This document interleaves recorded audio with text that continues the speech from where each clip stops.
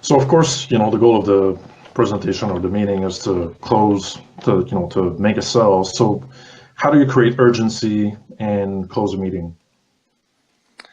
This is at the crux of a good sales call, right? Like the ability to get someone to actually move and actually do something is one of the key skills that a salesperson needs to do. This is so important to create the urgency and the desire to act.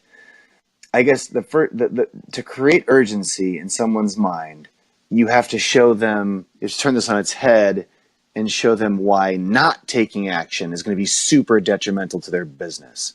If you don't do this, these are the things that will or will not happen. And a lot of times, the biggest competitor in a sale is doing nothing, right? That's often the reason people don't purchase. And I obviously in my for me for sure at our company, that is the biggest reason people don't act. People have been in sales and doing field sales and meeting with customers face to face for 1,000 years, right? They haven't had modern technology, and why should they change and get something like this now, right? Like why? That's really our biggest competitors for sure. Always, especially because we created kind of a new thing here for field salespeople. It's them not acting because they already have a way of doing it, and they're like, well, I'm getting by like this. This thing looks cool, but will it really help me that much? I don't know. And the way you get around that is you really bring the pain they're experiencing to their attention, and people don't always know they're in pain, right? Um, it's this is why you're supposed to get a physical every year, because until a doctor asks you if anything is wrong, you might not really be thinking about it, right?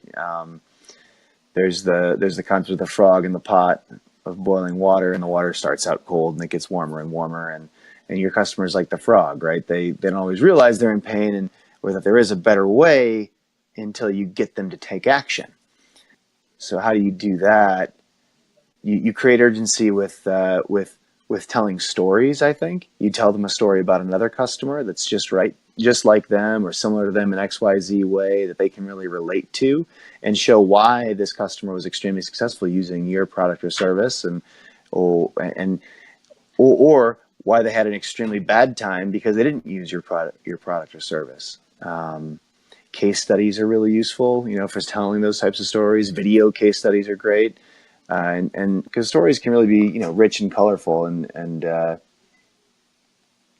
they can give texture, and people can envision themselves as being that person, so that they can see, it helps them envision themselves and envision the value they'd get, or the pain they'd feel if they did or did not take action. So that's a great way to really create urgency.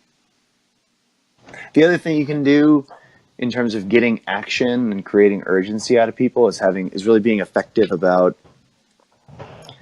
closing. And there's obviously a million books written about closing, but finishing a sales call or a sales presentation on agreeing to what the next steps are is really important.